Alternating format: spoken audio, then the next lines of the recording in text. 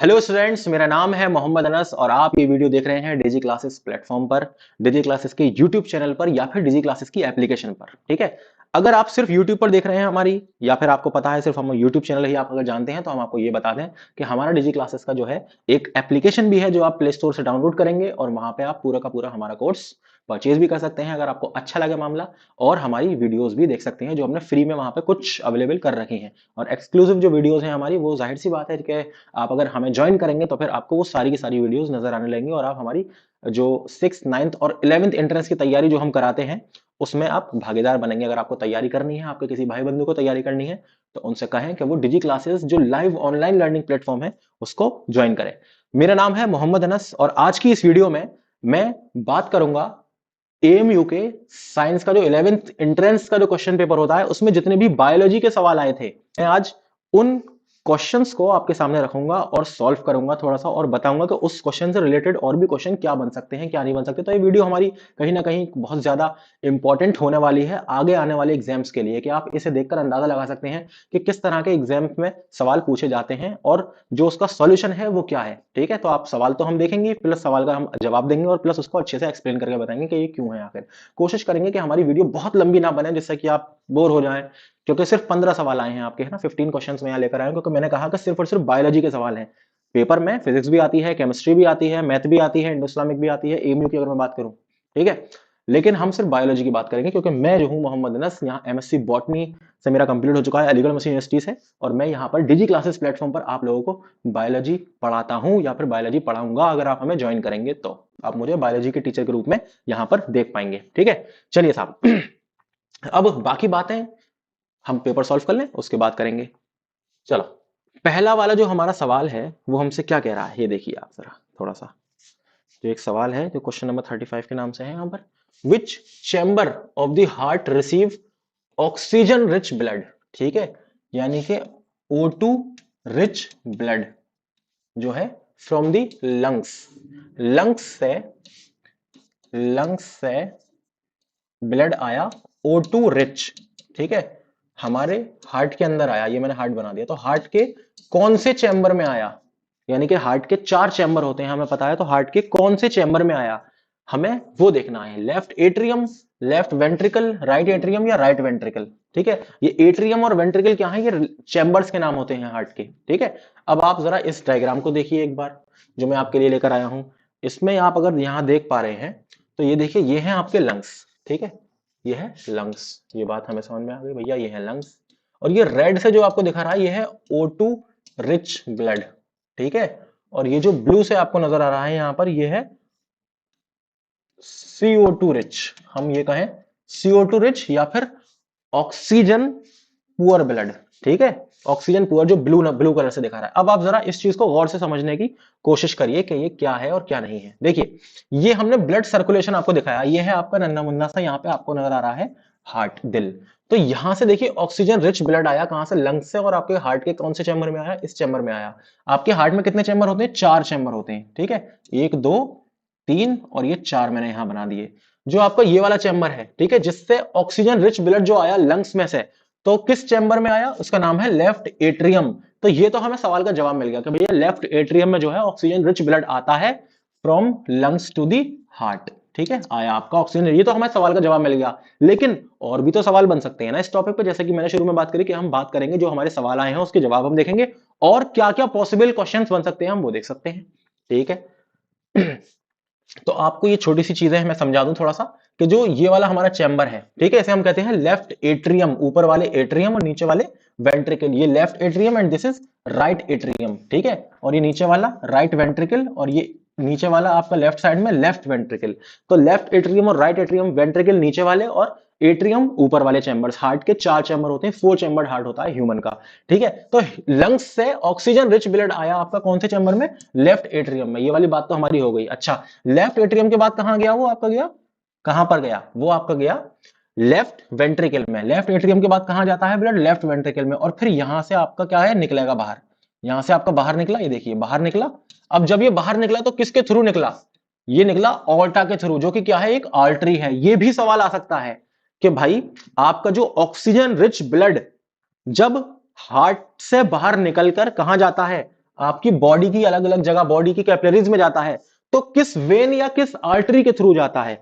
तो वो जाता है ऑर्टा के थ्रू। ऑर्टा जो है वो मेन आर्टरी होती है, ठीक है। ऑर्टा क्या है? ये एक आर्टरी है।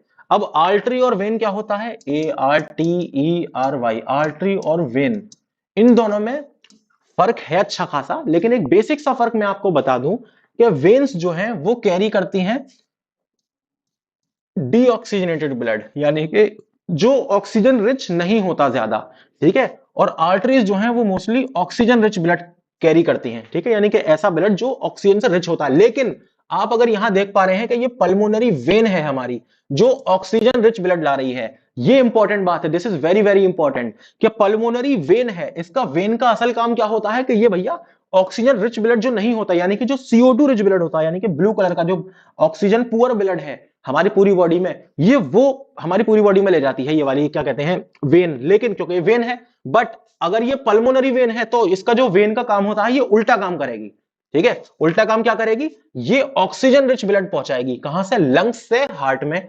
कौन सी जो आर्टरी या कौन सी वेन होती है? वो पल्मोनरी वेन होती है, जो ऑक्सीजन रिच ब्लड को पहुंचाती है लंग्स से हार्ट में। ये वाली बात भी इंपॉर्टेंट है, ठीक है बेटा। अच्छा, आर्टरी की मैं बात करूं तो आर्टरी जनरली जो है वो ऑक्सीजन रिच ब्लड पहुंचाती है, लेकिन यहां पर उल्टा हो गया। यहां पर ये आर्टरी देखिए, यहां से क्या है, ये डीऑक्सीजनेटेड ब्लड आपका पहुंच रहा है दोबारा लंग्स में। कहां से? हार्ट से लंग्स में पहुंच रहा है दोबारा। कैसा? CO2 रिच, यानी कि ऑक्सीजन पुअर ब्लड, जिसमें ऑक्सीजन नहीं है ब्लड में ज्यादा, ठीक है। तो वो किसके थ्रू पहुंच रहा है? वो पल्मोनरी आर्टरी के थ्रू पहुंच रहा है। लेकिन आर्टरी का अक्सर काम क्या होता है कि वो ऑक्सीजन रिच ब्लड पहुंचाती है। तो जो इनका मेन जनरल काम है उससे उल्टा काम करते हैं अगर इनमें पल्मोनरी लग गया तो बेसिक सी बात यह है आपके लिए कि लंग्स से पल्मोनरी वेन लेकर आती है कौन से? लेफ्ट एट्रियम के अंदर ब्लड को, ऑक्सीजन रिच ब्लड को, ठीक है, ये वाली बात। और आपकी बॉडी से, बॉडी में देखिए ऑक्सीजन सब दे दिया, सारा का सारा ऑक्सीजन जो है वो बॉडी ने ले लिया। अब बॉडी जो है वो CO2 दे दिया कि भैया जाते जाते CO2 को ले जाओ, कार्बन डाइऑक्साइड को ले जाओ, क्योंकि कार्बन डाइऑक्साइड हमारे किसी काम की नहीं है। तो ये ब्लड जो है इसके अंदर कार्बन डाइऑक्साइड ज्यादा आ गई, ऑक्सीजन जो है वो कम हो गई, तो CO2 ज्यादा, तो इसे ब्लू कलर से शो किया है। तो ये वेना कावा जो एक मेन वेन है, वेना कावा के थ्रू वेना कावा कलेक्ट करके लाती है और ये दोबारा हार्ट में लाएगी। क्योंकि देखिए हमारा हार्ट क्या करता है? पंप करता है ना ब्लड को, तो पंपिंग ऑर्गन है, पंप करेगा, यानी कि एक बार डबल सर्कुलेशन तभी तो होता है कि दो बार आता है, एक बार चला गया बॉडी में, फिर दोबारा से ब्लड आएगा, ताकि भाई पंप करे मामला, हमारा जो हार्ट है वो पंपिंग हो उसमें, और वो दोबारा से ब्लड जो है कहां चला जाए? लंग्स में चला जाए, ठीक है, जिससे कि वो फिर यहाँ पे ऑक्सीजन जो है वो दोबारा लेकर वापस आ रहा है। तो यही साइकिल चलती रहती है आपकी, ठीक है। डिटेल में हम अपनी बात बाद में करेंगे, जब हम आप चैप्टर पढ़ेंगे, जब हम डबल सर्कुलेटरी सिस्टम पढ़ेंगे, डिटेल में हम वहां पे बात करेंगे। यहां पर मैं आपको एक मुख्तसर से तौर पे इंपॉर्टेंट जो चीजें हैं वो जल्दी जल्दी आपको बता दे रहा हूं कि भैया कैपिलरीज जो आपकी बॉडी की, उन सब ने ऑक्सीजन पुअर ब्लड, ऑक्सीजन तो छोड़ दिया टिश्यूज के अंदर, उसे लेकर आए। वो कहां लेकर आए? आपके राइट एट्रियम में, और राइट एट्रियम से गया आपका राइट वेंट्रिकल में, और फिर राइट वेंट्रिकल से जब निकला आपका क्या? ब्लड। तो ब्लड किसके थ्रू निकला? पल्मोनरी आर्टरी के थ्रू। ये कौन सा ब्लड है? ये CO2 रिच ब्लड है। तो सवाल ये भी आ सकता है कि भैया हार्ट से CO2 रिच ब्लड या फिर पुअर ऑक्सीजनेटेड ब्लड या फिर डीऑक्सीजनेटेड ब्लड, यानी कि ऐसा ब्लड जिसमें ऑक्सीजन नहीं है भरपूर मात्रा में, वो ब्लड हार्ट से आपका लंग्स में जाएगा। किसके थ्रू? कौन सी आर्टरी के थ्रू, कौन सी वेन के थ्रू? तो वो पल्मोनरी आर्टरी के थ्रू जाता है। ये वाला सवाल आता है, इंपॉर्टेंट है ये वाली बात, इसको याद रखें आप, ठीक है क्या? और पूरी वेना कावा जो है वो एक वेन है। वेना कावा क्या है? एक वेन है जो आपकी बॉडी से CO2 रिच ब्लड को लेकर आती है। और ऑर्टा ये एक आर्टरी है जो कि आपकी बॉडी के अंदर ऑक्सीजन रिच ब्लड हार्ट से ले जाती है पूरी बॉडी में ट्रांसफर करने के लिए, ठीक है, आपके हर टिश्यू में। तो अगर हम इस सवाल की बात करें तो इस सवाल में जो हमारा आंसर होगा बच्चों, तो आंसर क्या होगा? आंसर होगा हमारा left atrium. This is our answer के लेफ्ट एट्रियम में जो है ये एक ऐसा चैम्बर है हमारे हार्ट का जो ऑक्सीजन रिच ब्लड जो है वो लाता है from lungs to the heart, ठीक है, बहुत बढ़िया। ये बात हमें समझ में आ गई अच्छे से। अगर हम अगली बात करें, अगला सवाल हम अगर देखें तो इसमें हम क्या कह रहे हैं कि number of nephrons in each human kidney is. ये देखिए बेसिक सी बात है कि टोटल नंबर ऑफ नेफ्रॉन कितने होते हैं ह्यूमन किडनी में? वो होते हैं 1 मिलियन। 1 मिलियन का मतलब होता है 10 lakhs, ठीक है। 1 मिलियन का मतलब होता है 10 लाख। तो अगर लाख में भी अगर आपको लिख के बता रहा है वो, तो आपको पता होना चाहिए कि 10 lakhs is the number of new nephrons, nephrons present in 1 kidney. देखिए number of nephrons in each human kidney, यानी कि एक किडनी में 10 लाख, दूसरी किडनी में 10 लाख, टोटल कितने हो गए? तकरीबन 2 मिलियन, अगर दोनों में मिला के हम बात करें तो इस बात का आपको ख्याल रखना है कि मिला के पूछ रहा है कि अलग अलग पूछ रहा है, ठीक है। 1 मिलियन या फिर 1 मिलियन होता है 10 लाख, इस बात को हमें याद रखना है, ठीक है। यही चीज मैंने आपको यहां दिखाने की कोशिश करी है। ये किडनी का डायग्राम है। अच्छा, नेफ्रॉन क्या होता है ये बात जान लीजिए कि नेफ्रॉन के बारे में भी चीज आती है। Nephron is the basic and functional unit, functional unit of kidney. Kidney क्या है, किडनी की यूनिट क्या है, बेसिक। ये देखिए नेफ्रॉन, किडनी की यूनिट क्या है, नेफ्रॉन। नेफ्रॉन क्या करता है, ये फिल्टर करता है ब्लड को। किडनी का काम यही तो है, ब्लड को फिल्ट्रेशन करना। ब्लड का फिल्ट्रेशन करना कौन कर रहा है, नेफ्रॉन। और each kidney in the human contain about 1 million nephron, each capable of forming urine. Filter करके क्या निकालता है, यूरिन निकालता है, पेशाब जिसे हम कहते हैं। ठीक है। The kidney can not regenerate new nephrons, अगर नेफ्रॉन खराब हुआ, खत्म हुआ, तो फिर खत्म, दोबारा से रीजनरेशन उसमें नहीं हो सकता, नहीं होता। ठीक है। Therefore with renal injuries, disease और normal ageing there is a gradual decrease in nephron number. इसलिए आप देखते होंगे जो बूढ़े लोग हो जाते हैं उन्हें बहुत सारी एक्सक्रीशन में उन्हें प्रॉब्लम आने लगती है। ठीक है। यानी कि जो जो यूरिन है उनका वो इजेक्ट आउट होने लगता है टाइम टू टाइम, वो मतलब बहुत ज्यादा लगने लगता है, और किडनी प्रॉब्लम्स उनमें आने लगती हैं। क्यों? क्योंकि नेफ्रॉन जो है वो बार बार बनते नहीं रहते, एक बार बन गया तो बन गया, खराब हुआ तो नहीं बनेगा। ठीक है। इसीलिए किडनी फेलियर हो जाता है, बहुत सारी दिक्कतें हो जाती हैं, फिर पूरी की पूरी किडनी डोनेट करनी पड़ती है किसी को, जो कि बहुत कॉस्टली हो जाता है कहीं ना कहीं। तो नेफ्रॉन क्या है, वो बेसिक एंड फंक्शनल यूनिट है किडनी की। ठीक है। ये पूरा डायग्राम आपको नेफ्रॉन का नजर आ रहा है, ये एक नेफ्रॉन का डायग्राम है। और ऐसे कितने होते हैं, एक किडनी में 10 लाख, यानी कि 1 मिलियन ऐसे नेफ्रॉन है जो कि क्या कर रहे हैं, फिल्टर कर रहे हैं आपके ब्लड को। ब्लड के अंदर से जो भी टॉक्सिक मटेरियल है, खासतौर से यूरिन को निकाल रहे हैं बाहर। यूरिन का फॉर्मेशन जो है वो या कलेक्टिंग डक्ट के थ्रू आपका पूरा का पूरा मामला यहां से बाहर निकल रहा है। ठीक है। अब ये क्या है, यहां से आपका निकला क्या है, यूरेटर है, यूरेथ्रा है, यूराइनरी ब्लेडर है। ये पूरा का पूरा हम डिटेल में बाद में पढ़ेंगे जब हम अपना डिस्कस करेंगे। यहां पे हमने क्या हुआ, nephron is the functional unit of the kidney. ये वाली बात एक इंपॉर्टेंट है। 1 मिलियन जो है नेफ्रॉन होते हैं एक किडनी में, 2 किडनी का मतलब 2 मिलियन, यानी कि 20 lakh nephrons are present. Nephron से मिलता जुलता होता है न्यूरॉन। तो न्यूरॉन और नेफ्रॉन में फर्क है बहुत बड़ा। न्यूरॉन इज द बेसिक और functional unit of nervous system, और nephron is the basic unit of function, unit और functional unit of excretory system. ठीक है, या फिर किडनी। चलिए बहुत बढ़िया। तो इसमें क्या है, 1 मिलियन हमारा आंसर है। अगले सवाल की अगर हम बात करें तो देखिए, the cuboidal epithelium forms the lining of, cuboidal epithelium ये एक टिश्यू का टाइप है। ठीक है। तो ये टिश्यू का जो टाइप है क्यूबॉइडल एपिथेलियम टिश्यू, ये क्या बनाता है, ये कहां पे प्रेजेंट होता है, ईसोफेगस में, इंटेस्टाइन में, स्किन में, या किडनी ट्यूब्यूल्स में। तो आप ये देखिए, यहां पे मैं आपके लिए एक डायग्राम लाया हूं छोटा सा, जिसमें हमें ये बता रहा है कि ए से अगर हम शुरू करें, ठीक है, तो जो आपका सिंपल स्क्वायमस एपिथेलियम, ये देखिए, ये भी इंपॉर्टेंट है, आ सकता है भाई। अब जब ये पूछा है क्यूबॉइडल, तो ये भी पूछ सकता है कि स्क्वायमस कहां होता है। ये भी पूछ सकता है कि सूडो स्ट्रेटिफाइड या फिर कॉलमनार एपिथेलियम, ये टिश्यू से क्या बना होता है, क्या प्रेजेंट होता है। तो आपको ये सारी बातें पता होनी चाहिए, क्या क्या पॉसिबल आंसर या पॉसिबल क्वेश्चन इसके बन सकते हैं, जिसके हम आंसर दे सकते हैं आराम से। तो सबसे पहली बात अगर हम करें तो सिंपल स्क्वायमस, ये एयर सेक्स ऑफ लंग्स, यानी कि एल्वियोलाई। एल्वियोलाई अगर आप नहीं जानते तो हम डबल सर्कुलेटरी सिस्टम जब पढ़ेंगे, जब लंग्स के बारे में पढ़ेंगे, तो एल्वियोलाई के बारे में डिटेल में जानेंगे क्या होता है। एल्वियोलाई में क्या होता है, अगर मैं थोड़ी सी बात बताऊं तो गैसियस एक्सचेंज होता है। एल्वियोलाई लंग्स का पार्ट है, गैसियस एक्सचेंज, ये देखिए इस तरह का गैसियस एक्सचेंज होता है, यानी कि यहाँ कैपिलरीज हैं, ब्लड कैपिलरीज हैं, ये आपके लंग्स के अंदर है। कहां पे, आपके लंग्स के अंदर, ये देखिए यहाँ पर है छोटा छोटा, लंग्स के अंदर, जो कि ऑक्सीजन को लेते हैं और CO2 को बाहर छोड़ रहे हैं। ठीक है। आपकी जो ब्लड से जो CO2 रिच ब्लड है, जो इसे दोबारा ऑक्सीजन लेने, तो CO2 देखिए, इनहेलेशन किया, मैं ऑक्सीजन को एब्जॉर्ब कर रहा हूं, है ना। कहां पे हो रहा है ये एक्सचेंज, कहां पे हो रहा है, मेरी बॉडी में कहां पे जा रही है ऑक्सीजन, वो किसके थ्रू एब्जॉर्ब हो रही है, एल्वियोलाई के थ्रू हो रही है, जो कि प्रेजेंट है कहां पर प्रेजेंट है, जो कि लंग्स में प्रेजेंट है। अब ये जो है कौन सा टिश्यू है, तो ये है आपका सिंपल स्क्वायमस एपिथेलियम। ये देखिए आपके सामने छोटी सी बहुत पतली सी लाइनिंग है ना, बेसिक। तो this is simple squamous epithelium, जिससे आपका एल्वियोलाई बना है। ये भी सवाल है, ये इंपॉर्टेंट है, बात आ सकती है कि बताइए एल्वियोलाई में किस तरह का टिश्यू प्रेजेंट होता है। आपके सिलेबस में है, आपको पढ़ना पड़ेगा। अगली बात अगर हम बी वाले की बात करें तो सिंपल क्यूबॉइडल, जो कि हमारा क्वेश्चन पूछा गया है, सिंपल क्यूबॉइडल से क्या बनी होती है, आपकी किडनी बनी होती है। खासतौर से जो किडनी की जो लाइनिंग होती है ना, किडनी, किडनी है, जाहिर सी बात है, वो भी सेल से बनी हुई, यानी वो भी कोई ना कोई टिश्यूज है ना वहां पर, उससे बनी हुई। तो वो कौन से किस तरह के टिश्यूज हैं, सिंपल क्यूबॉइडल एपिथेलियम। और हमारे सवाल में हमसे यही पूछा था कि भैया कि किडनी की जो लाइनिंग है वो किससे बनी हुई है, वो बनी हुई है हमारी सिंपल क्यूबॉइडल एपिथेलियम से। ओके, या फिर मैंने उल्टा बोल दिया, सवाल हमसे ये पूछा था कि क्यूबॉइडल एपिथेलियम से क्या बना हुआ है ना। हाँ, मैंने उल्टा बोल दिया। तो क्यूबॉइडल एपिथेलियम से क्या बना हुआ, किडनी की लाइनिंग बनी हुई है, हमारे ऑप्शन में था। ठीक है।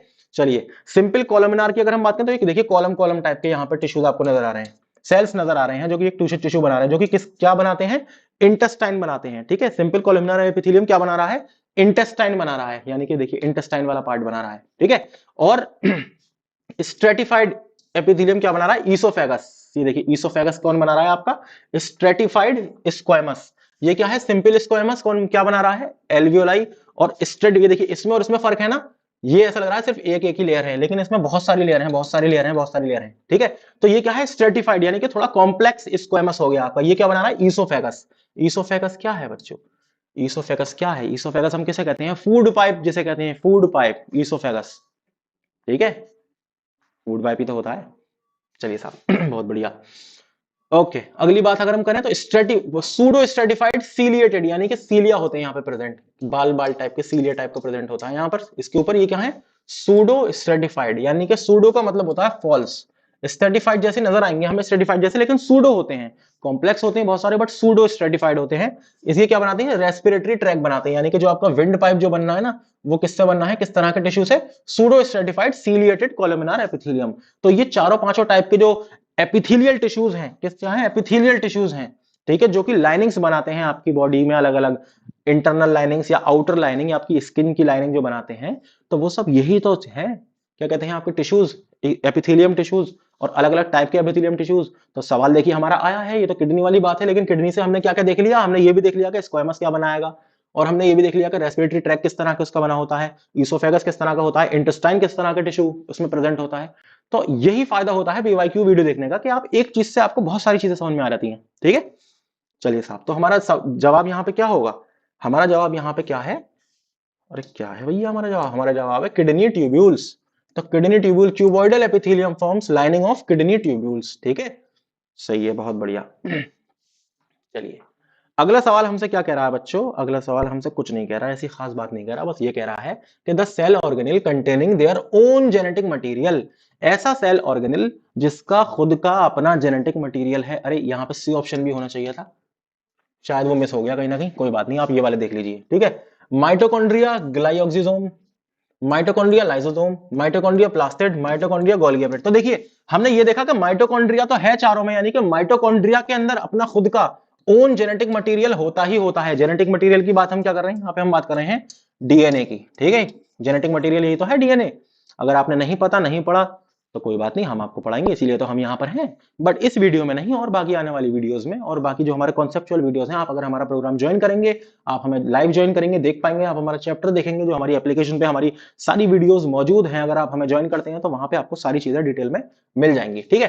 तो जो डीएनए है, ठीक है, यानी कि जो जेनेटिक मटीरियल है, सही है, तो इसमें से किस में होता है, देखो माइटोकॉन्ड्रिया में तो होता ही होता है, क्योंकि चारों में ऑप्शन है, और किस में होता है, प्लास्टिड में। प्लास्टिड क्या है, क्लोरोप्लास्ट है, जैसे कि ल्यूकोप्लास्ट है, ठीक है, किसमें प्रेजेंट होती है प्लास्टिड, खासतौर से प्लांट सेल्स में, ठीक है। तो प्लास्टिड में अगर मैं बात करूं तो यहाँ पे हम क्या बात कर रहे हैं, क्लोरोप्लास्ट की बात कर रहे हैं, ठीक है।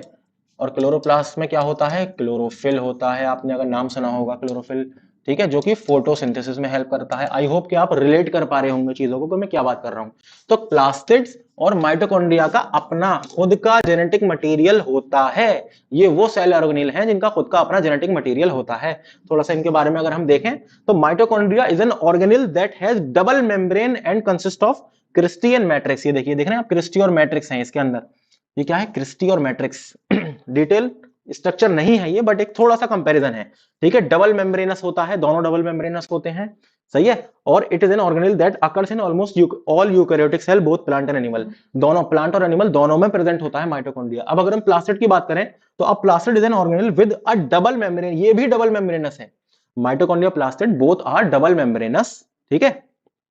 And eukaryotic cells and usually contains pigments for store food. इसके अंदर क्या होते हैं, पिगमेंट होते हैं, जैसे मैंने क्लोरोफिल पिगमेंट की बात करी थी, ये एक एग्जांपल के तौर में बात कर रहा हूं कि क्लोरोप्लास्ट के अंदर क्या होता है, क्लोरोफिल। अच्छा, क्लोरोप्लास्ट क्या है, ये एक टाइप का प्लास्टिड है, देखो प्लास्टिड है, कौन सा प्लास्टिड है, क्लोरोप्लास्ट है। क्लोरोप्लास्ट के अंदर क्या है, क्लोरोफिल है। क्लोरोफिल क्या है, ग्रीन पिगमेंट है, जिसकी वजह से प्लांट हमें ग्रीन नजर आता है और फोटोसिंथेसिस होता है इसकी मदद से, ठीक है।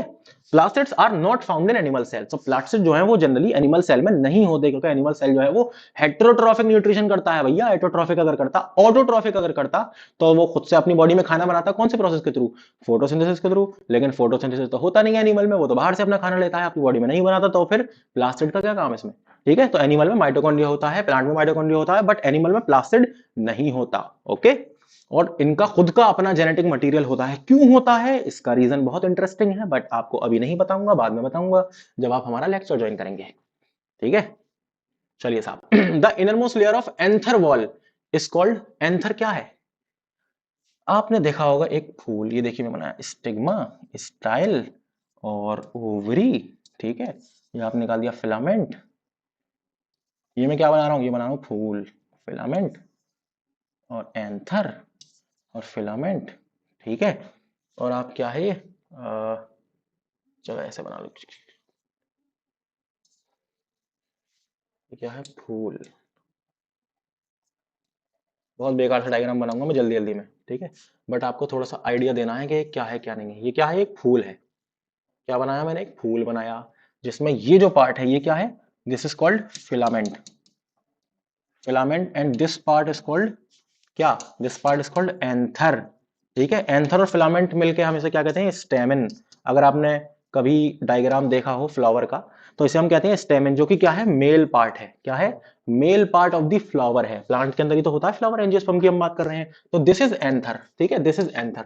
तो सवाल हमसे ये पूछा है कि innermost layer of anther wall is called, anther wall की इनरमोस्ट लेयर क्या होती है, कौन सी होती है, तो हमें ये वाली बात बतानी है। ठीक है, तो देखिए ये रहा, मैंने आपको बताया था ना इस तरह का, ये देखिए बाइलोड स्ट्रक्चर आपको नजर आ रहा है, हमने इसे काटा और अब हम देख रहे हैं कि इसकी इनरमोस्ट लेयर कौन सी है। तो देखिए इनरमोस्ट लेयर जो हमें यहाँ डायग्राम से नजर आ रही है वो आ रही है यहाँ पे टेपेटम। तो डिटेल वाली बात तो बाद में होगी। देखिए ये क्या है, एपिडर्मिस है जो सबसे बाहर की लेयर है। ठीक है, और एंडोथीशियम है जो इसके अंदर वाली लेयर आ गई है। एपिडर्मिस बाहर वाली लेयर आ गई, एंडोथीशियम इसके थोड़ी अंदर वाली आ गई, और सबसे अंदर की जो लेयर है ये क्या है, ये क्या है, ये स्पोरोजीनस सेल है, ये वो बनाएंगे आपके पोलन ग्रेन्स बनाएंगे। ठीक है, इनरमोस्ट लेयर क्या है एंथर की, ये है टेपेटम। तो इनरमोस्ट लेयर वाली बात हमसे पूछी गई है, ये है टेपेटम। ठीक है, और ये क्या बनाते हैं, ये बनाते हैं पोलन ग्रेन्स। पोलन ग्रेन्स क्या होते हैं, ये मेल गैमेट्स होते हैं, किसके, जो फ्लावर जनरेट करता है। फ्लावर क्या है, एक रिप्रोडक्टिव ऑर्गन है ना, तो उसमें जो मेल पार्ट है वो है स्टेमिन, यानी कि किससे मिलकर बना है, वो फिलामेंट और एंथर। मैंने अभी आपको दिखाया था। और एंथर का हमने डायसेक्शन ये देखेंगे, यानी कि हमने एंथर को लिया और ऐसे काट दिया और हम ऐसे देख रहे हैं। देखिए हमने इसको ऐसे काट दिया और अब देखिए ऊपर का पार्ट हम इस तरह से देख रहे हैं। ठीक है, तो ये स्पोरोजीनस सेल है, यानी कि यही सेल्स आपके क्या बनाएंगे, ये पोलन ग्रेन्स बनाएंगे। अब ये सेल जो किससे घिरे हुए हैं, कौन सी अंदर की सबसे बड़ी लेयर है, अंदर की जो लेयर है इसकी वो कौन सी है, टेपेटम। यही तो हमसे पूछा गया है कि जो इनर मोस्ट लेयर है एंथर वॉल की वो कौन सी होती है, वो होती है भैया टेपेटम। ये हमने देख लिया यहाँ पर। ठीक है, तो हमारा यहाँ पे क्या है जवाब, हमारा यहाँ पर जवाब है tapetum is the inner most layer of anther wall. समझ में आ गई ये वाली बात, आई होप कि ये बात आपको बहुत अच्छे से क्लियर हो गई होगी। अगर हम क्वेश्चन नंबर 40 की बात करें यहाँ पे, जो हम देख रहे हैं अपने सीक्वेंस में, हमने 35 से शुरू किया था अपना मामला, तो इस क्वेश्चन में हमसे क्या कहा जा रहा है कि भैया सैकरोमाइसिस ईस्ट रिप्रोड्यूसेस बाय, जो ईस्ट होती है, ठीक है, वो किस तरह से रिप्रोडक्शन करती है। तो भैया बेसिक सी बात है, याद करने वाली चीज है, रटने वाली चीज है कि वो बडिंग के थ्रू करती है। कैसे करती है, बडिंग के थ्रू। अच्छा, बडिंग के थ्रू करती है, बट कैसे करती है देख लीजिए, आपके सामने है कैसे करती है। कि देखिए ये है हमारा ईस्ट का सेल, सही है, ईस्ट का सेल है, ये रहा इसका प्यारा सा न्यूक्लियस और ये रहा इसका बड़ा सा वैक्यूल। ये देखिए बड फॉर्मेशन हुई, यहाँ पे क्या हुई, बड फॉर्मेशन हुई, यानी कि छोटी सी किल्ली टाइप की इसमें नजर आई, बड फॉर्मेशन हुई। यही बड फॉर्मेशन अब बड़ा होता गया और यही पूरा का पूरा एक अलग सेल बन गया और ये सेल अपना अलग आ गया। ठीक है, अब ये या तो सेपरेट हो जाएगा, अलग हो जाएगा पूरा सेल, या फिर एक बड निकली, एक सेल बना, फिर उससे एक छोटी सी बड निकली, फिर एक दूसरा सेल बन गया, फिर एक छोटी सी बड, ये पूरा चेन बना लेगा ईस्ट के सेल की। ठीक है, बट ये वाला भी बडिंग ही कहलाता है। ये क्या है, ओवरऑल ईस्ट में क्या होती है, खासतौर से बडिंग होती है। तो हमारा जो सवाल था, जो पूछा गया था यहाँ पे कि स्केरोमाइसिस जो है वो किस तरह से रिप्रोड्यूस करता है, कैसे अपनी जनरेशन आगे बढ़ाता है, तो वो कैसे बढ़ाता है, वो बडिंग के थ्रू बढ़ाता है। कैसे बढ़ाता है, बडिंग के थ्रू। ठीक है, फिजन का मतलब होता है टूटना, फ्रेगमेंट का मतलब होता है फ्रेगमेंट्स में बटे जाना, और स्पोरुलेशन का मतलब होता है स्पोर्स बना लेना। ओके, चलिए साहब, बहुत बढ़िया बात, हमें समझ में आ गई ये वाली चीज। अच्छा, अगली चीज अगर हम बात करें, तो हमसे ये कह रहे हैं, क्या कह रहे हैं जनाब, ये कह रहे हैं कि इन ऑटोट्रॉफिक न्यूट्रिशन, ऑटोट्रॉफिक का मतलब खुद से खाना बनाने वाले जो प्राणी हैं, जो ऑर्गेनिज्म हैं, उन्हें हम कहते हैं ऑटोट्रॉफिक। और ऑटोट्रॉफिक न्यूट्रिशन जो वो तरीका है, जो प्रोसेस है, ठीक है, the substances which is not taken up from outside. तो देखिए CO2 हम छोड़ रहे हैं, ये आउटसाइड से लेते हैं हम। H2O पानी, हम प्लांट की बात हो रही है यहाँ पे, तो CO2 जो है वो हम छोड़ रहे हैं, एटमॉस्फेयर में मौजूद है। ठीक है, यानी कि फोटोसिंथेसिस के लिए किस किस चीज की जरूरत है, और बाहर से हम जो नहीं लेते, जो ऑलरेडी प्लांट में मौजूद है, ये वाला सवाल है हमारा। ठीक है, तो H2O है, ये भी हम बाहर से लेते हैं। लाइट है, यानी कि सनलाइट, सनलाइट भी तो आउटसाइड से आती है, बाहर से आती है प्लांट के, लेकिन एक क्लोरोफिल ऐसी बला है, क्लोरोफिल क्या है, एक पिगमेंट है। क्या है? एक पिगमेंट है। कौन सा पिगमेंट है? ग्रीन पिगमेंट है, जो कि प्रेजेंट होता है इनसाइड दी सेल। कहां पे होता है? इनसाइड दी सेल होता है, सेल के अंदर होता है। सेल के अंदर कहां पे होता है? क्लोरोप्लास्ट में होता है। बहुत बढ़िया, आपको पता है क्लोरोप्लास्ट। जो कि क्लोरोप्लास्ट क्या है? ये एक प्लास्टिड है, जिसका खुद का अपना जेनेटिक मटेरियल होता है। ये वाली बात समझ में आ गई? अभी हमने डिस्कस किया था एक सवाल, इसका खुद का अपना जेनेटिक मटेरियल होता है प्लास्टिड का और माइटोकॉन्ड्रिया का। बहुत बढ़िया। तो यहां पे हमारा जवाब है क्लोरोफिल। ठीक है, अब जरा सा देख लीजिए। अरे ये क्या हुआ? कुछ नहीं हुआ। हाँ, ये देखिए, हमने फोटोसिंथेसिस की इक्वेशन आपके सामने रखी है। फोटोसिंथेसिस एक प्रोसेस, जिस प्रोसेस के थ्रू प्लांट जो है वो अपना खाना अपनी ही बॉडी में यानी कि लीफ के अंदर बनाते हैं। ठीक है, लाइट एनर्जी को कन्वर्ट करते हैं केमिकल एनर्जी में, इसे हम कहते हैं ऑटोट्रॉफिक न्यूट्रिशन। ठीक है, इक्वेशन हमारी फोटोसिंथेसिस क्या है? देखिए, कार्बन डाइऑक्साइड बाहर से आई, पानी हमने डाला, प्लांट को प्रोवाइड किया, सूरज की रोशनी बाहर से आई। बस ये क्लोरोफिल जो बला है, क्लोरोफिल जो पिगमेंट है, ये इनसाइड प्रेजेंट है इसके। ठीक है, ये प्लांट के अंदर प्रेजेंट है, सेल के अंदर। क्या बना? शुगर बनी, यानी कि क्या बना? ग्लूकोज बना। क्या बना? ग्लूकोज बना, C6H12O6, और ऑक्सीजन जो है वो बाहर निकली। ठीक है, प्लस एनर्जी, जिससे कि प्लांट अपना मामला चला रहा है। बेसिक सी बात है कि फोटोसिंथेसिस आप बहुत अच्छे से जानते हैं, और अगर नहीं जानते तो डोंट वरी, मैं आपको बहुत अच्छे से सारी चीजें बताऊंगा। ठीक। तो अगला सवाल हमारा ये है बच्चों कि भैया, nitrogen is an essential element for the synthesis of. Nitrogen जो है वो एसेंशियल एलिमेंट है, किसकी सिंथेसिस के लिए वो जरूरी है नाइट्रोजन? बेसिक सी बात है, कार्बोहाइड्रेट की, प्रोटीन की, फैट की या ऑयल की? तो ये हमें पता है कि प्रोटीन की सिंथेसिस के लिए नाइट्रोजन जो है वो एसेंशियल होता है। यानी कि प्रोटीन के अंदर अगर नाइट्रोजन नहीं होगा तो वो जो क्या कहते हैं प्रोटीन है, वो प्रोटीन प्रोटीन कहलाएगा ही नहीं, वो बनेगा ही नहीं। तो नाइट्रोजन इज एसेंशियल एलिमेंट, यानी कि जरूरी एलिमेंट है प्रोटीन के लिए। ठीक है, इस बात को अगर हम देखें आगे, तो जैसे कि आप ये देख सकते हैं, ये जो टेबल में आपके लिए लाया हूं कि कार्बोहाइड्रेट है, उसके एसेंशियल एलिमेंट क्या है? कार्बन है, हाइड्रोजन, ऑक्सीजन।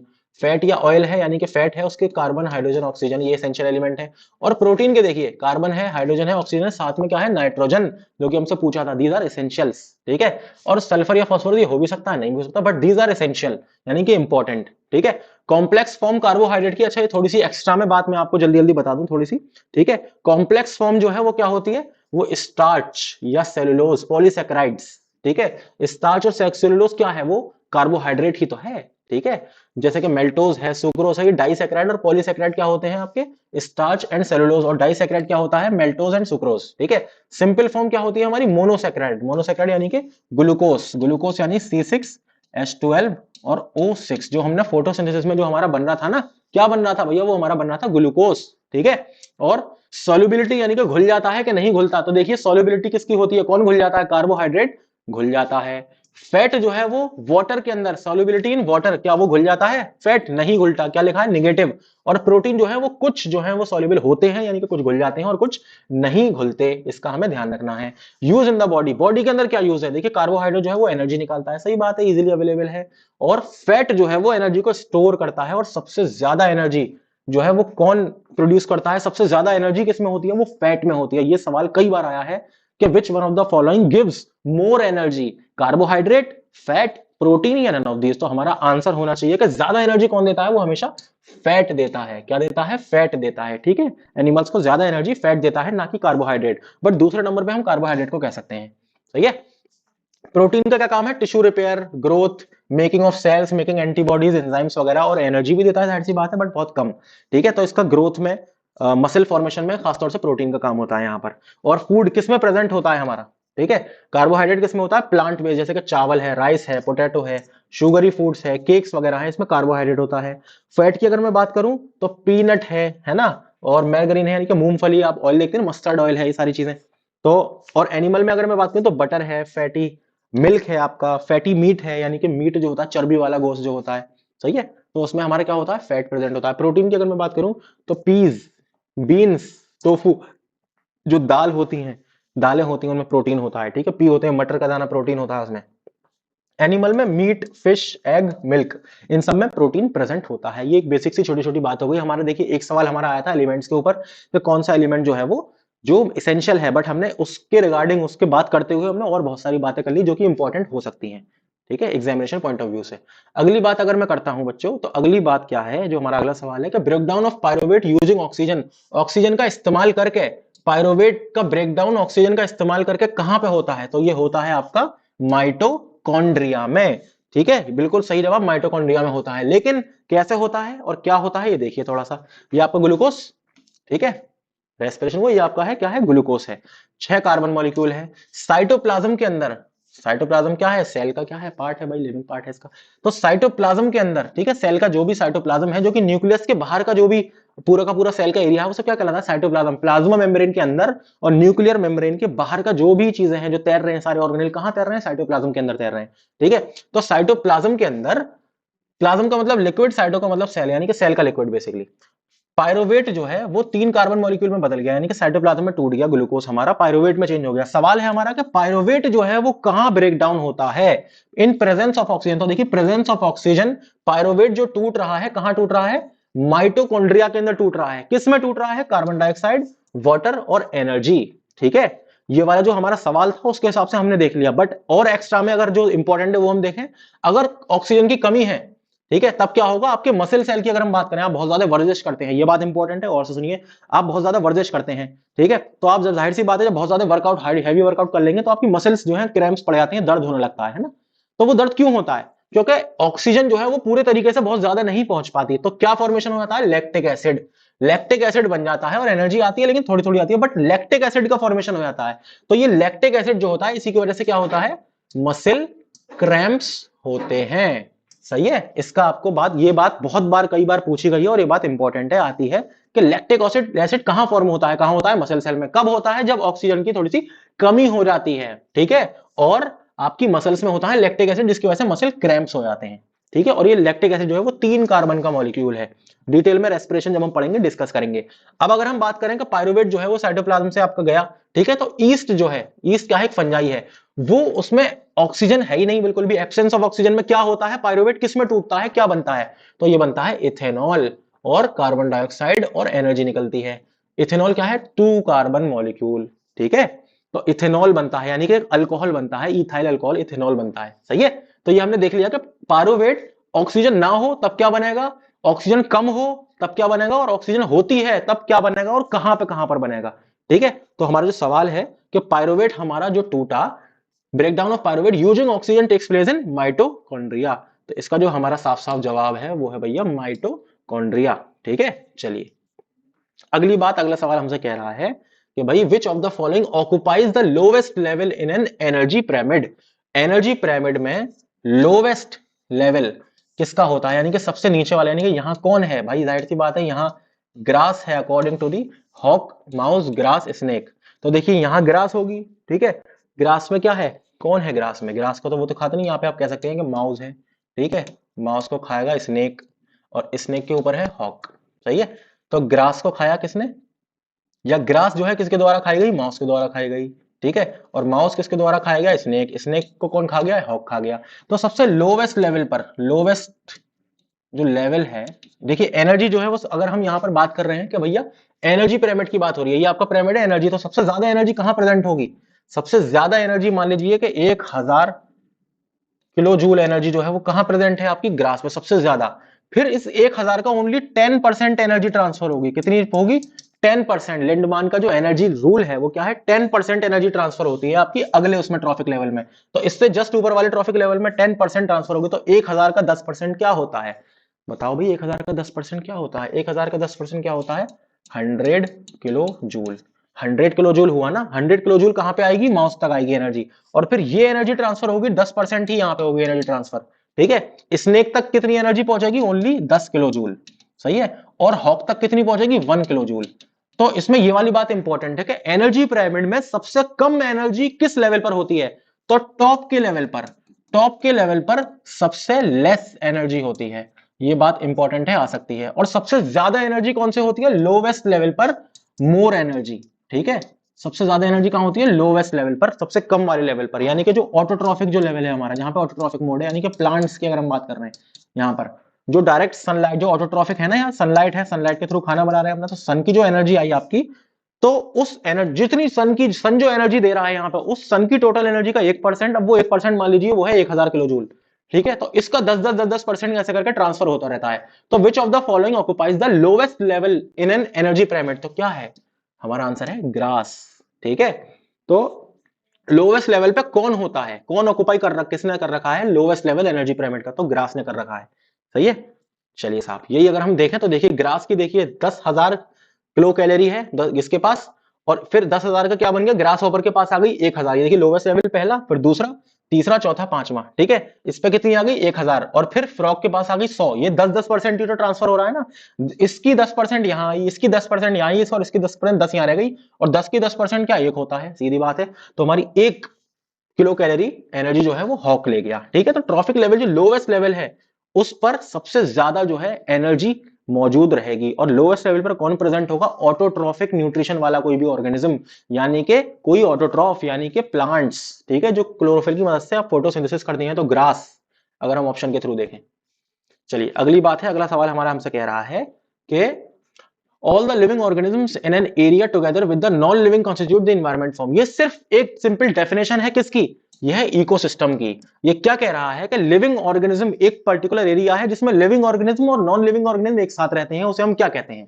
ठीक है, एक साथ है, और वो एरिया जो है पूरा क्या कहलाता है? वो इन्वायरमेंट की कौन सी फॉर्म कहलाती है? तो वो कहलाती है हमारी इको सिस्टम। ये देखिए इको सिस्टम जो है वो हम दो तरह से डिवाइड कर सकते हैं, एक बायोटिक और एक एबायोटिक। बायोटिक का मतलब लिविंग, ठीक है, यानी कि कोई भी जो लिविंग चीज है वो है बायोटिक, और एबायोटिक क्या है?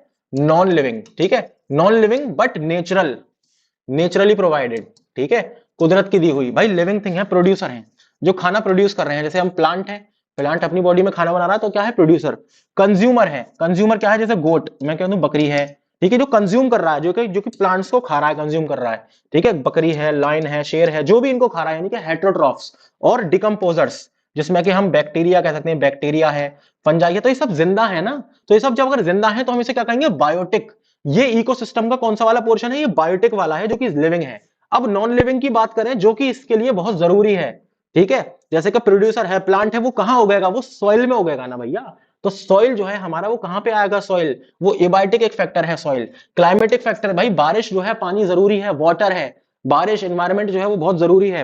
एडफेक्ट फैक्टर्स हैं, टोपोग्राफिक फैक्टर, यानी कि किस तरह की सॉइल प्रेजेंट होगी वहां पर, बारिश होगी, ह्यूमिडिटी है, टेम्परेचर है, ये सब क्या है?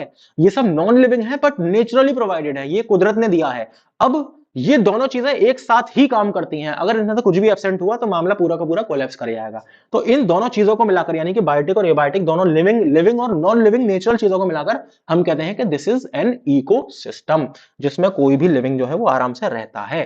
ठीक है, तो इस सवाल में जो पूछा गया है हमसे, इस सवाल में यही पूछा गया है कि all the living organism in an area together with the non living constituents the environment form, क्या बनाता है? वो बनाता है एक इकोसिस्टम। ठीक है, बायोटिक प्लस एबायोटिक। चलिए अगला सवाल अगर हम देखें तो देखिए इसमें मैं बिल्कुल बेसिक सी बात करूंगा, क्योंकि इस सवाल को समझने के लिए आपको बहुत अच्छी खासी, कम से कम 1 घंटे की क्लास है इसमें, तब जाके आप ये बात समझ पाएंगे अच्छे से। ठीक है, बट अभी जो लोग पढ़ चुके हैं उनको मैं थोड़ा सा बता दूं, उनके लिए रिवीजन। जो लोग इसको पहली बार पढ़ रहे हैं, मैं पहले ही कह दे रहा हूं, ये चीज उन्हें समझ में शायद ही है कि उन्हें ये वाली बात, ये वाला सवाल समझ में आए कि मैं क्या कहना चाह रहा हूं। The phenotype ratio of Mendel's monohybrid cross. Phenotype का मतलब कि दिखने में कैसा है, ठीक है, यानी कि मॉर्फोलॉजी, दिखने में कैसा है, मॉर्फोलॉजी की बात हो रही है। फिनोटाइप रेशियो, रेशियो यानी कि कितने कितने, ठीक है, of Mendel, George Gregor Mendel थे। जेनेटिक्स की बात हो रही है यहाँ पे, जो आपका जेनेटिक्स वाला चैप्टर है ना, हेरिडिटी, ये उससे सवाल है। मोनो हाइब्रिड, मोनो का मतलब एक, ठीक है, एक कैरेक्टर का हाइब्रिड, हाइब्रिड यानी कि एक डोमिनेंट और एक रेसेसिव। सही है, तो मोनो हाइब्रिड क्रॉस अगर हम कराते हैं between pure tall and pure and dwarf varieties in F2 generation is, तो हमें यह बताना है कि F2 जनरेशन में जो क्रॉस आपने मोनो हाइब्रिड कराया है, तो F2 जनरेशन में क्या रेशियो आएगा? ठीक है, जो प्लांट्स हैं उनका क्या रेशियो आएगा? 9:1 आएगा, 3:1 आएगा, 3:2 आएगा, 3:9 आएगा। तो देखिए अगर आप जानते हो तो जो हमारा रेशियो आएगा, टोटल प्लांट कितने बनेंगे? 4 बनेंगे, रेशियो आएगा क्या आएगा? 3:1। ठीक है, अब मैं एक चार्ट आपको दिखा देता हूं, अगर आपको नहीं पता, कुछ चीजें थोड़ी क्लियर ना हो तो आप ये देखिए जरा, ये मैंने आपके लिए क्रॉस करके रखा है। ये देखिए टॉल कैरेक्टर, डॉर्फ, ठीक है, हमारा पेरेंटल जनरेशन हो गई, ये भैया टॉल है। मोनो हाइब्रिड की हम बात कर रहे हैं, ठीक है, यानी कि एक कैरेक्टर हमने लिया, वो कैरेक्टर क्या है? Mono hybrid cross height of P plant, ठीक है, हमने पी प्लांट की हाइट की बात कर रहे हैं, जिसमें गैमेट अगर हमारे बने तो एक क्या आया, गैमेट आपका टी आया, दूसरा यानी कि एक डोमिनेंट टी आया, यानी कि क्या आया आपका डोमिनेंट कैरेक्टर आया, और एक रिसेसिव आ गया। तो क्या बन गया हमारा, हमारा बन गया एक हाइब्रिड। इसे हम क्या कहेंगे, इसे हम कहेंगे हाइब्रिड। तो इस हाइब्रिड की, यानी देखो एक कैरेक्टर है यानी कि मोनो, और ये है हाइब्रिड, तो इन दोनों हाइब्रिड की, यानी कि ये वाली बात क्या हो गई, मोनो का मतलब एक और हाइब्रिड का मतलब आप समझ गए कि एक प्योर और एक डॉर्फ, यानी कि प्योर हमारा जो क्या कहते हैं एलील है, और एक हमारा टी छोटा वाला टी आ गया, मोनो हाइब्रिड हमारा हो गया। अब मोनो हाइब्रिड का जो क्रॉस होगा, सवाल हमसे यह पूछा है कि मोनो हाइब्रिड का क्रॉस होगा, मोनो हाइब्रिड जो बना वो तो F1 जनरेशन हो गई, इसकी जो जनरेशन बनेगी वो होगी F2 जनरेशन। हमसे पूछा है कि इसका रेशियो क्या होगा, ठीक है, तो इसका रेशियो क्या होगा, जो हमारी जो मोनो हाइब्रिड क्रॉस अगर हम कराएंगे इसका, तो भाई इसके हमारे गैमेट्स क्या बने, एक कैपिटल टी है एक स्मॉल टी है, इसमें गैमेट्स क्या बने, कैपिटल टी है स्मॉल टी है। समझ में ना आए तो टेंशन मतलब थोड़ी सी आगे बढ़ा दो वीडियो, ओके। अगर मैं अभी ये वाली चीज समझाने बैठ गया तो पूरे का पूरा लेक्चर इसी पे चला जाएगा। अगर आपने थोड़ा पढ़ रखा है तो फिर आपको ये चीज समझ में आ रही होगी, I hope so. Capital T small T, क्योंकि देखिए कैपिटल टी स्मॉल टी यानी कि क्या है, गैमेट है। अब एक गैमेट है जिसमें मान लीजिए, एक बेसिक बात कर रहा हूँ, 46 क्रोमोसोम है, ठीक है, एक जाइगोट है। मैं कह रहा हूँ जाइगोट को अगर मैं आधा आधा हैप्लॉइड बनाना चाहूँ तो भाई 23 क्रोमोसोम में बांटूंगा ना, यानी कि टी और टी, अगर मैं एक जाइगोट है जिसमें दो टी हैं, तो अगर मैं दो बनाना चाहूं, इन्हें सेक्स सेल बनाना चाहूं, तो इसमें एक टी जाएगा, इसमें एक टी जाएगा, ठीक है। वही वाली चीज है कि जो हमारे गैमेट्स बने, गैमेट में जो जेनेटिक मटेरियल है वो आधा हो जाता है, स्प्लिट हो जाता है, तो आधा इधर आ गया आधा इधर आ गया, तो यानी क्या, आधा जो आया वो कैपिटल टी आ गया, आधा जो आया वो स्मॉल टी आ गया, ठीक है। इधर भी हमारा सेम यही होगा। तो जब ये आपस में आपकी सेल्फिंग कराएंगे तो क्या होगा, एक कैपिटल टी हमारा ये आ गया, इधर से कैपिटल टी हमारा ये आ गया। देखिए आधा कैरेक्टर मेल से, आधा कैरेक्टर फीमेल से, यानी कि आधा एक पेरेंट से आधा दूसरे पेरेंट से, एक पूरा कंप्लीट बन गया हमारा। दूसरे में भी हमारा एक ये गया, पॉसिबिलिटी क्या हो सकती है, एक हमारा कैपिटल टी आया और एक हमने यहां से कैपिटल टी तो ले रखा था, अब हम क्या लेंगे, स्मॉल टी वाला लेंगे, तो दूसरा हमारा ये बन सकती है। पॉसिबिलिटी ये हो सकती है कि अगले प्लांट में ये वाले कैरेक्टर मौजूद हो, ये वाला जो पर्टिकुलर एलील है वो प्रेजेंट हो, ठीक है। और तीसरे में क्या हो सकता है मामला, कि एक कैपिटल टी हमारा कहां गया, कैपिटल टी यहां से आया क्योंकि अभी तक नहीं लिया था, और एक स्मॉल टी हमने यहां का ले लिया, और चौथे में एक इसका स्मॉल टी और इसका स्मॉल टी, ठीक है। तो यानी कि तीन जो है हमारे वो टॉल आए। तीन कैसे आए, टॉल कितने आए, तीन, और एक आया ड्वार्फ। ड्वार्फ कितने आए, ड्वार्फ आया हमारा एक, तो रेशियो क्या हुआ हमारा 3:1, यानी कि टॉल ड्वार्फ का मतलब क्या है कि किस तरह का हमें नजर आ रहा है। तीन तो हमें ऊंचे ऊंचे प्लांट नजर आ रहे हैं, एक हमें गटुआ सा नजर आ रहा है, गट्टा सा छोटा सा, तो वो क्या है 3:1, यानी कि 3:1। यही वाली है, यही है हमारा मोनोहाइब्रिड क्रॉस। ये बहुत ही जल्दी जल्दी जल्दी, हालांकि मुझे भी अच्छा नहीं लग रहा इतनी जल्दी जल्दी बढ़ाने में, बट क्या करें, हमें और सवाल सॉल्व करने हैं, हमें टाइम बचाना है, ठीक है। बहुत लंबी वीडियो नहीं हो सकती, बट अगर आपने ये चीज थोड़ी बहुत पढ़ रखी है तो आई होप कि आपको ये चीज थोड़ी समझ में आ गई होगी। और ये बहुत ही आसान सवाल है, जो भी बच्चे जेनेटिक्स पढ़ रखी है थोड़ी बहुत उन्होंने, जिनके बेस क्लियर है, जिन्हें पता है कि टॉल ड्वार्फ सेल्फिंग, ठीक है, ये parenting of F1 generation F2 generation ये क्या है, जिन्हें पता है उनके लिए बहुत आसान चीज है। तो हमारा जो आंसर है यहाँ पर वो क्या है, वो है 3:1, ठीक है। चलिए शाबाश। अगला सवाल हमसे क्या कहता है, कुछ नहीं कह रहा अगला सवाल, अगला बस ये कह रहा है कि ये बता दिए इसमें से कौन सा जो है वो माइक्रो न्यूट्रिएंट है। तो आप ये देखिए, essential plant nutrient in soil. Non mineral क्या है भैया, कार्बन है, हाइड्रोजन है, ऑक्सीजन है, ठीक है। प्राइमरी मैक्रो न्यूट्रिएंट कौन सा है, यानी कि ऐसा न्यूट्रिएंट जो थोड़ा ज्यादा चाहिए प्लांट को। मैक्रो क्या है, नाइट्रोजन है, फास्फोरस है, पोटेशियम है, प्राइमरी हो गया। सेकेंडरी क्या है, कैल्शियम है, मैग्नीशियम है, सल्फर है, ठीक है। अब माइक्रो हमसे पूछा गया, तो माइक्रो क्या क्या होते हैं, देखिए कॉपर है, आयरन है, मैग्नीज है, जिंक है, निकल है, मोलिब्डेनम, बोरॉन और क्लोरीन, ये सब क्या है माइक्रो एलिमेंट्स। तो हमसे क्या पूछा गया है, माइक्रो। तो माइक्रो की अगर हम बात करें तो which one is considered as micro element, तो कैल्शियम तो हमारा मैक्रो था, मैग्नीशियम भी, नाइट्रोजन भी, तो मोलिब्डेनम इज माइक्रो एलिमेंट। क्या है, मोलिब्डेनम माइक्रो एलिमेंट है। ये वाली बात हमें यहां से समझ में आ गई, इसका आंसर क्या है, मोलिब्डेनम, ठीक है। यहां से आपको समझ में आ गई ये वाली बात, बहुत बढ़िया। अगले सवाल की तरफ अगर हम बढ़ते हैं तो अगला सवाल हमसे ये कह रहा है कि in classification of the kingdom protista including, kingdom protista जो है वो किस तरह क्लासिफिकेशन, देखिए प्रोटिस्टा मतलब मैंने आपको एक एग्जांपल बताई थी इसकी, अमीबा, ठीक है, या चलिए आपको नहीं बताई तो आपने अगर कोई पुरानी वीडियो बनी, तो अब मैं बेसिक सी बात कर रहा हूँ कि अमीबा है, पैरामीशियम है, ये सब क्या है, ये सब प्रोटिस्टा के ही तो पार्ट हैं। तो ये क्या होते हैं, ये यूनिसेलुलर होते हैं। कैसे होते हैं, यूनिसेलुलर, यानी कि एक सेल से बने हुए, और यूकैरियोटिक होते हैं, यानी कि इनके अंदर जो न्यूक्लियस होता है वो पूरा का पूरा मेम्ब्रेन बाउंड होता है, यानी कि बिल्कुल ट्रू न्यूक्लियस होता है इसमें। ठीक है, तो हमसे क्या पूछा है कि in classification of the kingdom protista include किस तरह के जो एनिमल्स हैं, किस तरह एनिमल्स नहीं ऑर्गेनिज्म किस तरह के प्रेजेंट होते हैं किंगडम प्रोटिस्टा में, किस तरह के होते हैं भैया, यूनिसेलुलर होते हैं। ये वाली बात सही है। कैसे होते हैं? Unicellular eukaryotes. तो हमारा क्या है जवाब? ये तो है ही नहीं सही, मल्टीसेलुलर तो होते नहीं है प्रोटिस्टा में। ठीक है, यूनिसेलुलर यूकैरियोट्स यानी कि ट्रू न्यूक्लियस वाले, तो हमारा ये वाला जवाब है बिल्कुल करेक्ट। ठीक है, अब वही चीज हमने यहाँ पे डिस्कस करी है कि ये देखिए, आप ये देख रहे हैं ना, ये हमने क्लासिफिकेशन का चार्ट रखा है, ये ऑर्गेनिजम्स, ये है प्रोकैरियोट्स यानी कि प्रिमिटिव न्यूक्लियस जो कि किंगडम मोनेरा, जिसमें हम क्या करेंगे बात, बैक्टीरिया एटसेट्रा। ठीक है, बैक्टीरिया की। और ये क्या है? यूकैरियोट यानी कि इसमें कैसा है? ट्रू न्यूक्लियस प्रेजेंट है। ठीक है, ट्रू न्यूक्लियस प्रेजेंट है। ये यूनिसेलुलर भी होते हैं, मल्टीसेलुलर भी होते हैं। तो यूनिसेलुलर की कौन सी किंगडम है? वो है प्रोटिस्टा। यही तो हमारा सवाल था कि किंगडम प्रोटिस्टा जो है वो यूनिसेलुलर यूकैरियोट्स होती है, और जो मल्टीसेलुलर है वो या तो सेल वॉल अगर है उनके अंदर तो वो क्या है? तो वो फंजाई है, जिसके अंदर सेल वॉल क्या होती है? काइटिन। ये भी सवाल बहुत आता है कि फंजाई की सेल वॉल जो है वो किसकी बनी होती है? काइटिन की बनी होती है। इसमें डू नॉट परफॉर्म फोटोसिंथेसिस, ये फोटोसिंथेसिस नहीं करते।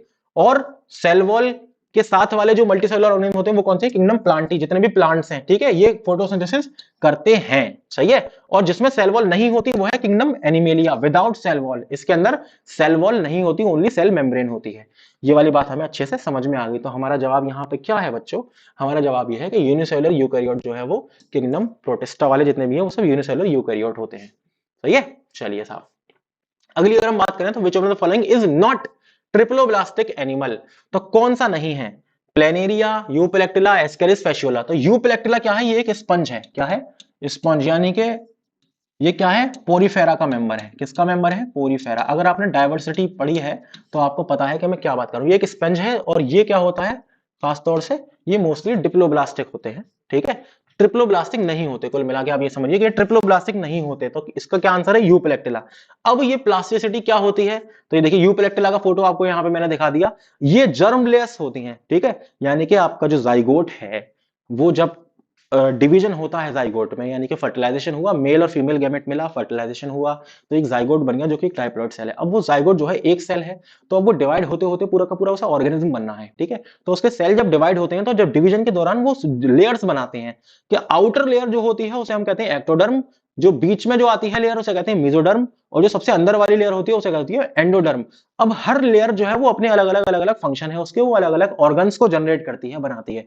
जो अंदर वाली लेयर है वो इनर लाइनिंग वगैरह बना रही है हर किसी की, जो बीच वाली लेयर है वो क्या बना रही है? वो बाकी चीजें बना रही है, जो आउटर लेयर है वो हमारी स्किन वगैरह ये सब, यानी कि आउटर जो पोर्शन होता है लिविंग ऑर्गेनिज्म का वो बनाती है। ठीक है, तो इसे हम कहते हैं जर्म लेयर। अगर किसी में दो ही लेयर प्रेजेंट है तो वो है डिप्लोब्लास्टिक। अगर किसी में तीनों लेयर प्रेजेंट है, यानी कि एक्टोडर्म, एंडोडर्म और मेसोडर्म तीनों प्रेजेंट है, तो वो है ट्रिप्लोब्लास्टिक। जब हम डायवर्सिटी वाला चैप्टर पढ़ेंगे तो उसमें इस चीज का डिस्कशन बहुत डिटेल से करेंगे। ठीक है, तो यूपेलेक्टिला क्या है? एक स्पंज है जो कि क्या होता है? डिप्लोब्लास्टिक। ट्रिप्लोब्लास्टिक नहीं होता। तो यही हमने यहां पे देखा था कि which one of the following is not triploblastic animal, तो कौन सा नहीं होता? कौन सा नहीं होता? हमारा यूपेलेक्टिला नहीं होता। बाकी प्लेनेरिया होता है, एस्केरिस होता है, फेशियोला होता है। ठीक है, यूपेलेक्टिला इज द आंसर, ये हमारा नहीं होता, नॉट ट्रिप्लोब्लास्टिक। ओके, चलिए साहब, अगला और आखिरी हमारा जो सवाल है आज का वो क्या है? वो ये है कि specify the water fern, fern की बात हो रही है, fern, FERN, fern which is used as a green manure, green manure की तरह खाद होती है, खाद। तो एक खाद की तरह कौन सा जो फर्न है, वाटर फर्न है, जिसका हम इस्तेमाल करते हैं राइस फील्ड में, तो वो क्या है? वो है एजोला। बिल्कुल याद करने वाली बात है, रटने वाली बात है, वो है एजोला। ठीक है, एजोला इज द आंसर। अब आप देखिए ये चीज, मैं आपको एजोला के बारे में थोड़ा सा बताता हूं, importance of azolla in agriculture. ये देख रहे हैं आप, ये जो आपका प्लांट आपको नजर आ रहे हैं, जो धान आपको नजर, यानी कि राइस की वो धान नजर आ रही है, इसके बीच में देख रहे हैं आप green green green green, this is azolla. ये क्या है? एजोला। ये ग्रीन मैन्योर की तरह इस्तेमाल होती है।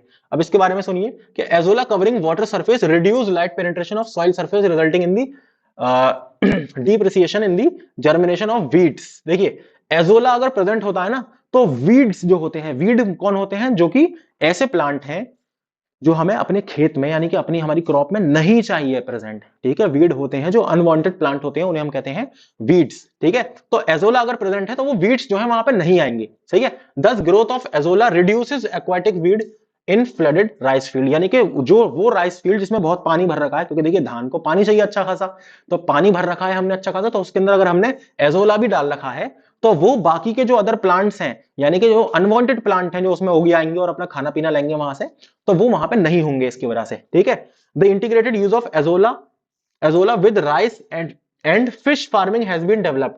फिश फार्मिंग के साथ भी एजोला का होता है development. The integrated approach can enhance a farmers income and while reducing the use of pesticide fertiliser.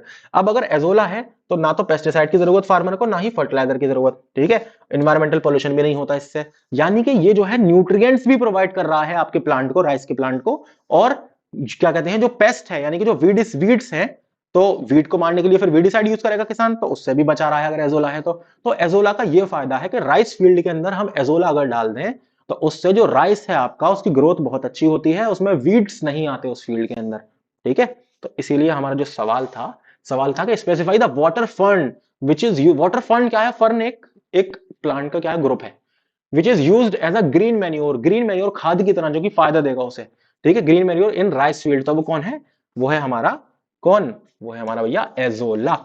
ठीक है, समझ में आ गई ये वाली बात? चलिए साहब, आज की हमारी जो पीवाईक्यूज की वीडियो है, इतने ही सवाल 2022-23 में पूछे गए हैं बायोलॉजी से। देखिए, बहुत ज्यादा लंबे चौड़े नहीं आते, आसान से ही सवाल आते हैं। ठीक है, तो आई होप कि आप अगर हमारा प्लेटफॉर्म ज्वाइन करेंगे, जो कि हम 11th क्लास की तैयारी करा रहे हैं सिर्फ 1199 रुपए में। हम आपको साइंस की 11th की AMU, JMI, BHU, NVS, KVS इसकी तैयारी कराएंगे। 11th क्लास की पूरी तैयारी सिर्फ 1111 रुपए में। इसमें हम आपके सारे के सारे सिलेबस, जो भी सिलेबस है पूरा का पूरा हम आपका कंप्लीट करेंगे। और फीस की टेंशन की बात अब मत लीजिए, अगर आपकी रैंक बहुत अच्छी आती है तो आपकी एडमिशन फीस भी डिजी क्लासेस ही पे करेगा। ये हमारा आपसे वादा है। कोई भी बच्चा हम नहीं चाहते कि फाइनेंशियल कंडीशन की वजह से रह जाए पढ़ने से। अगर आप दूर दराज कहीं इस देश में कहीं पर भी, कहीं से भी हमारी वीडियो देख रहे हैं और आपके लोग हैं आसपास जो पढ़ना चाहते हैं, जुड़ना चाहते हैं, इन बड़ी बड़ी यूनिवर्सिटीज के स्कूल्स में आना चाहते हैं, तो वो हमारा डिजी क्लासेस प्लेटफॉर्म जो है उसको ज्वाइन करें, जिसमें कि हमने इतनी रिजनेबल फीस रखी है कि हमें नहीं लगता कि आप जो है इस फीस को पे करने में थोड़ी सी आपको दिक्कत आई। अगर दिक्कत आती भी है तो उसके लिए भी हमने, हमारा समाधान है, वो क्या है कि भाई आप मेरा कूपन कोड यूज कीजिए, अनस अलीग, ANASALIG। आप अगर मेरा कूपन कोड का इस्तेमाल करेंगे तो आपको इतनी कम फीस में भी 1111 में भी आपको 10% का डिस्काउंट मिल जाएगा, अगर आप मेरा कूपन कोड इस्तेमाल करते हैं तो। ठीक है, तो ये देखिए, हम यहाँ पे डिजी क्लासेस प्लेटफॉर्म पे तैयारी करा रहे हैं AMU entrance, JMI entrance, BHU entrance, NBS, KVS की 6 क्लास की सिर्फ 666 रुपए में, 9th क्लास की 999 रुपए में, 11th क्लास की 1111 रुपए में। तो जितना जल्दी हो सके हमें ज्वाइन करिए। 24/7 हमारे लेक्चर्स अवेलेबल रहते हैं। आपने अगर हमारा गूगल प्ले से डिजी क्लासेस का लर्निंग एप्लीकेशन अगर आपने डाउनलोड नहीं किया है तो जितना जल्दी हो सके डाउनलोड करें। जो भी लोग हैं, जो भी बच्चे हैं जो पढ़ना चाहते हैं 6 क्लास में, 9th क्लास में और 11th क्लास में, उनसे कहिए कि जितना जल्दी हो सके ज्वाइन करें और मेरा कूपन कोड इस्तेमाल करें अनस अलीग, जिससे उनको इतनी कम फीस में भी उन्हें 10% का डिस्काउंट मिल जाएगा। ठीक है, तो बहुत बहुत शुक्रिया आपका हमसे जुड़ने के लिए, बहुत बहुत शुक्रिया। और आपने अगर YouTube चैनल सब्सक्राइब नहीं किया है तो जितना जल्दी हो सके आप सब्सक्राइब कीजिए। Thank you so much. Okay.